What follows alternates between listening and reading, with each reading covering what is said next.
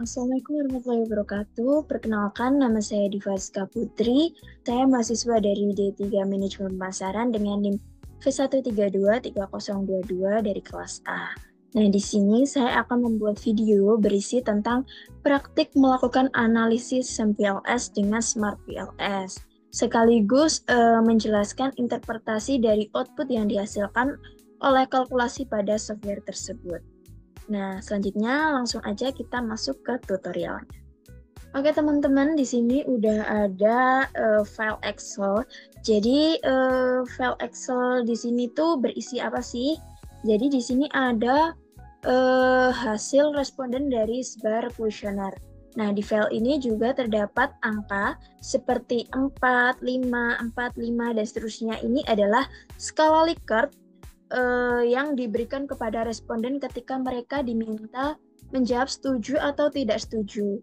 Nah, kalau angkanya 1, berarti artinya mereka tidak setuju, dan kalau angkanya 5, berarti mereka sangat setuju. Nah, selanjutnya di sini juga terdapat judulnya. Di sini ada CQ1, CQ2, dan seterusnya. Ini adalah indikator dari sebuah variabel. Nah, di sini aku akan menggunakan variabel quality dan yang nantinya akan aku gunakan di tutorial Smart PLS-nya. Nah, di sini VR quality yang akan aku gunakan nanti, dia tuh juga memiliki dimensi, yaitu ada content quality, system quality, dan vividness. Nah, yang dimana di masing-masing dimensi ini juga memiliki indikator, yaitu ada CQ1, SQ1, FI1, dan seterusnya. Nah, sama seperti jika data tersebut kita masukkan ke Smart PLS, nanti juga akan terdapat indikator-indikatornya. Nah, langsung aja kita masuk ke Smart PLS-nya. Oke, di sini kita udah masuk ke Smart PLS-nya. Nah, yang pertama-tama yang harus kita lakukan, kita membuat project terlebih dahulu. Jadi di sini pertama-tama kita klik New Project. Nah, lalu kita tuliskan project yang akan kita buat. Nah, di sini aku akan membuat project UAS Marketing Research Practice. Nah, di sini aku langsung aja klik OK. Nah, selanjutnya untuk mengimpor data yang akan kita impor, ini tuh kita langsung aja ke Project Explorer. Di sini ada double klik to import data. Nah, di sini kita klik 2 kali. Nah, langsung aja kita pilih data yang akan kita impor ke Smart PLS. Nah, di sini langsung aja kita klik OK. Nah, kalau udah berhasil ke impor di Smart PLS, nah di sini akan muncul tampilan-tampilan seperti angka-angka di dalam sini. Nah, di sini tuh ada berapa rata-ratanya, ada berapa mediannya, berapa minimalnya, dan seterusnya. Nah, selanjutnya jika udah muncul data-data seperti tampilan ini, di bagian Project Explorer terdapat pet model. Nah, ini pet model yang udah kita buat tadi. Langsung aja kita klik 2 kali. Nah, langsung di sini udah muncul kanvas kosong. Nah, langkah-langkah selanjutnya kita akan membuat grafik atau kerangka dari penelitian kita. Nah, di sini ada latent variable, kita klik. Nah, kemudian pada area kanvasnya kita klik 1 kali, nanti akan langsung muncul lingkaran.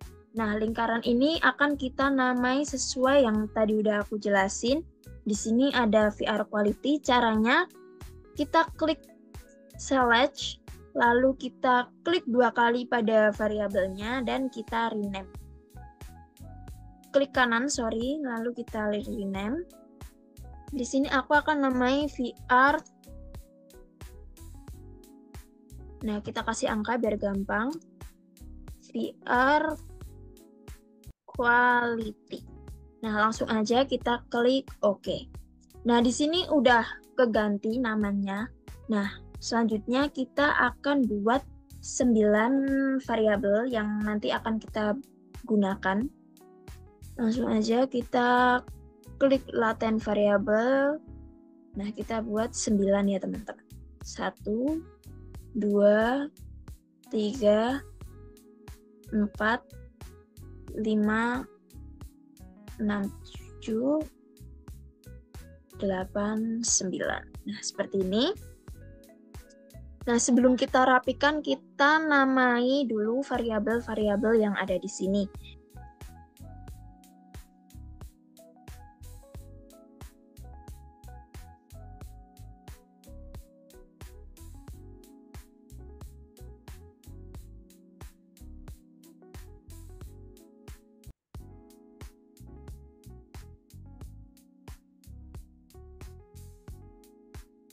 Nah, selanjutnya kita akan namai menjadi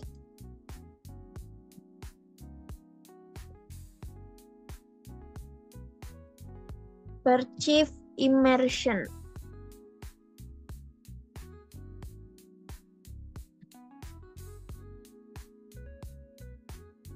Selanjutnya kita akan namai menjadi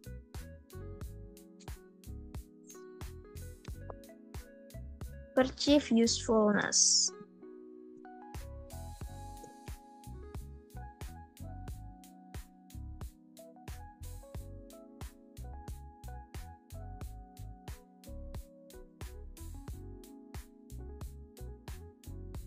Selanjutnya kita akan namai menjadi perceive cost.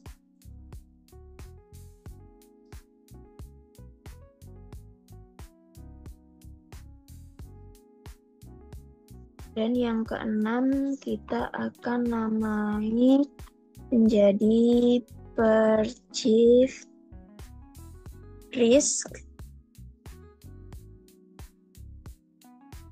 Yang ketujuh kita akan namai menjadi perceive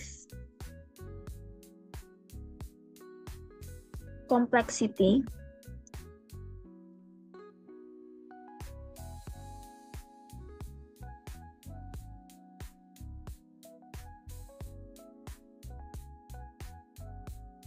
Yang kedelapan, kita akan namai menjadi perceive value.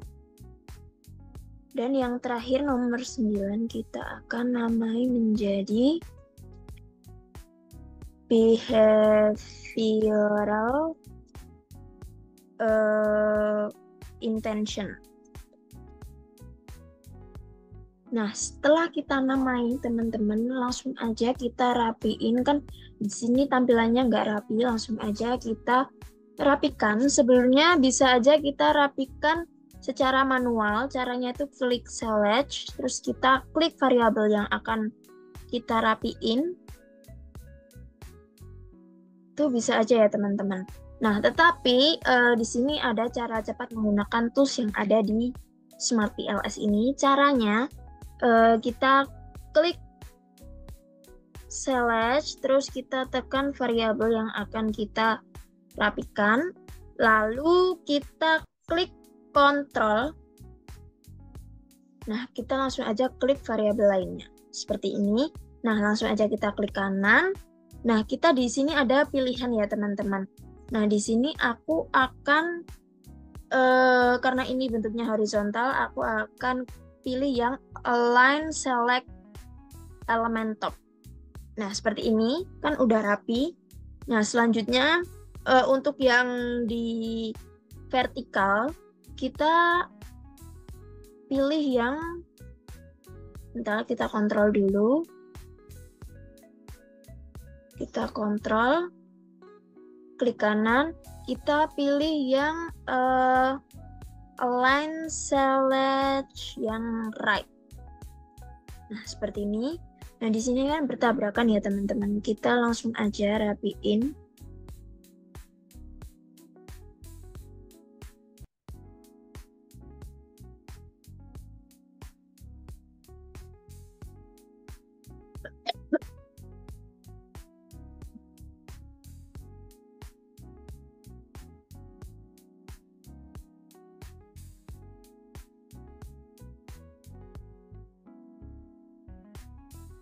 Nah, kalau udah rapi seperti ini, kita akan memberikan arah panah ke masing-masing variabel. Tapi sebelum itu, kita di sini punya masing-masing indikator. Nah, di sini ada masing-masing indikator. Tugas kita adalah memasukkan masing-masing indikator ke variabel yang udah kita buat. Contohnya di sini aku punya indikator CQ1, CQ2, CQ3, SQ1, SQ2, SQ3, FI1, FI2, FI3, dan FI4. Nah, ini tuh merupakan indikator dari VR quality. Nah, pada masing-masing indikator ini, contohnya CQ1, CQ2, dan CQ3 ini tuh merupakan gambaran dari konten quality. Lalu di SQ1 sampai SQ4 ini tuh merupakan gambaran dari sistem quality, dan FI1 sampai FI4 ini tuh merupakan gambaran dari vividness. Nah, dari CQ1 sampai FI4 ini tuh merupakan indikator dari VR quality. Nah, langsung aja. Selanjutnya, cara untuk memasukkan indikator ke variabelnya, caranya kita klik indikator yang akan kita pindahkan. Jadi dari indikator CQ1 sampai FI4 kita blok aja. Caranya dengan tekan shift lalu kita drag ke VR quality. Nah, seperti ini. Nah, kita lakukan juga hal yang sama ke indikator lainnya. Contohnya di sini ada PI01 sampai PI05. Ini tuh merupakan indikator dari perceived enjoyment.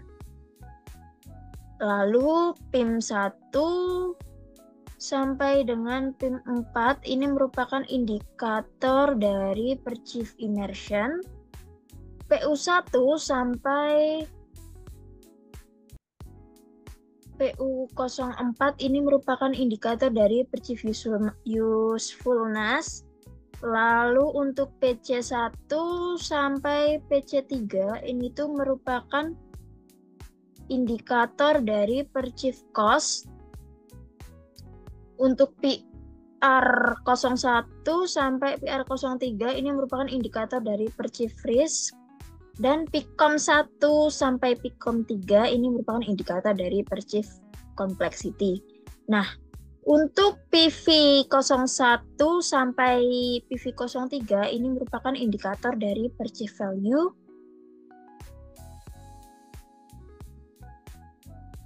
Nah, untuk yang BI1 sampai BI03 ini merupakan indikator dari behavioral intention. Nah, di sini kita juga bisa yang indikator ITB ini kita abaikan saja karena tidak kita gunakan. Nah, untuk di sini tuh kita bisa rapikan indikator-indikatornya dengan cara kita klik select. Selanjutnya kita pilih variabel yang akan kita rapikan, lalu kita klik kanan dan pilih align indikator. Nah, untuk behavioral intention, aku mau pilih ke align indicators right. Untuk yang perceived value, karena di sini bertabrakan, aku akan pilih ke align indikator top. Nah, seperti ini. Kalau udah rapi, selanjutnya kita akan Oke teman-teman, setelah kita merapikan indikator-indikatornya, selanjutnya kita akan merubah arah panah dari variabel ke indikatornya. Nah, di sini bisa kita lihat tampilannya itu kebanyakan reflektif. Apa sih reflektif itu? Reflektif itu adalah arah panahnya itu mengarah dari ke dari variabel ke indikator. Nah, di sini kita akan mengubah ke formatif. Kalau formatif itu berarti arah panahnya dari indikator yang mengarah ke variabel seperti itu. Cara untuk mengubahnya, kita klik di bagian variabel. Di sini aku akan klik di bagian variabel VR quality. Kita klik kanan, selanjutnya kita pilih switch between formatif atau reflektif. Nah, di sini kan arah panahnya udah berubah, yang tadinya variabel ke indikator, sekarang dari indikator ke variabel. Nah, setelah kita mengubah arah panahnya, selanjutnya kita akan mengkonekkan dari variabel satu ke variabel lainnya. Di sini caranya kita klik di connect. Nah, kita pilih variabel yang akan kita konekkan. Di sini aku pilih VR quality. Kita klik satu kali, nggak usah ditekan, langsung aja kita tarik ke variabel yang akan kita konekkan. Nah, kita konekkan semua ya teman-teman. Seperti ini.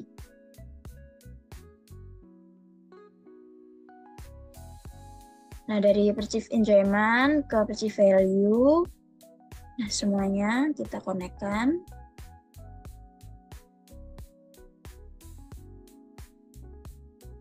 Dan yang terakhir perceive value ke behavioral intention.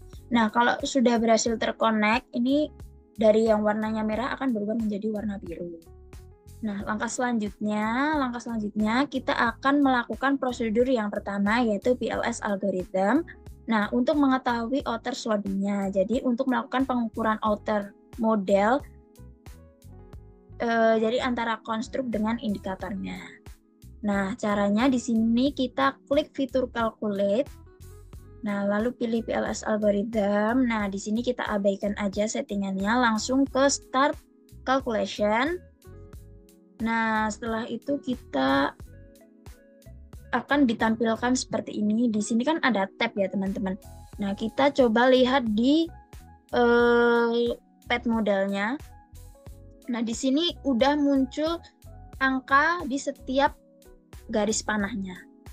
Oke, selanjutnya kita ke PLS algorithm lagi, karena kita akan mencari outer loadings-nya.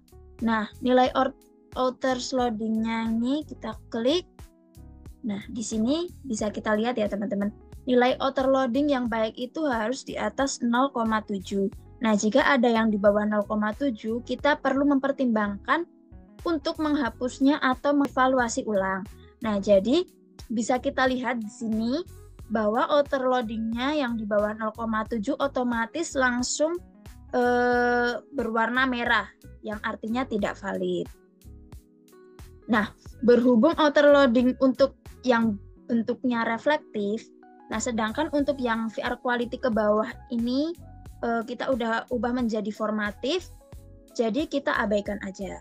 Nah, langsung kita hapus indikator yang tidak sesuai kriteria. Di sini bisa kita lihat, di sini yang tidak sesuai kriteria ada di PE01, PC01, dan PIM02. Langsung aja kita ke new pad model, kita pilih PE01, kita pilih select dulu, PE01, kita kontrol, klik PC01 dan PIM02 seperti ini, langsung kita delete aja. Nah, kalau udah ke delete, biasanya angkanya akan hilang. Nah, cara mengetahui udah aman atau belum, atau udah valid atau belum, kita harus klik kembali calculate, lalu pilih PLS algorithm, dan kita start calculation. Nah, kita lihat di outer loading-nya. Nah, di sini udah aman ya teman-teman, selain di VR quality. Nah, selanjutnya, oke teman-teman, tadi kan kita kan berfokus ke behavioral intention. Nah, sekarang kita akan memfokuskan ke VR quality. Caranya, kita calculate. Nah, kita pilih bootstrapping. Nah, setelah itu di sini kita tetapkan aja atau kita abaikan aja di toTilet, lalu kita start calculation. Nah, kita tunggu dia mengkalkulasi. Nah, di sini kan udah muncul data-datanya. Kita pilih ke order weight. Nah, di sini kita cari data yang merah ya teman-teman. Selain di kita mencari data yang merah, tapi yang menuju ke VR quality. Contohnya di sini ada CQ02, terus ada di CQ01 dan CQ03.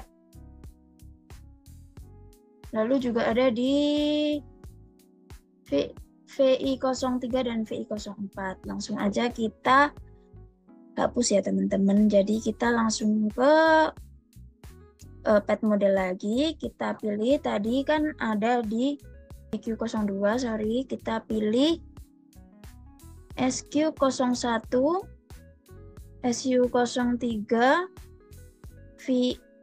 VI01 dan VI04. Nah, ini langsung aja kita di. Nah, seperti ini langsung kosong lagi, lalu kita kembali lagi untuk mengkalkulat dan pilih cost saving. Langsung, nah, tadi kita kan menggunakan yang toTilet. Sekarang kita pilih yang OneTilet karena kita diminta untuk mediating effect ya teman-teman. Langsung aja kita ganti dan start calculation. Nah, di sini udah muncul hasil-hasilnya, teman-teman. Nah, di sini udah ada final result-nya, dan kita diminta untuk menginterpretasikan hasil dari mediating effect-nya. Nah, di sini yang pertama ada pet coefficient. Nah, untuk penjelasan pet coefficient ini, kriteria signifikan di statistik itu lebih besar sama dengan 1,645. Lalu untuk p-value-nya lebih kecil dari 0,05. Jadi pada pet coefficient atau pet coefficient ini kan direct atau langsung.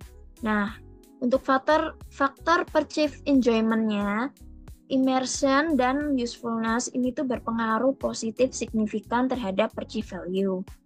Nah, untuk perceived value secara signifikan mempengaruhi behavioral intention.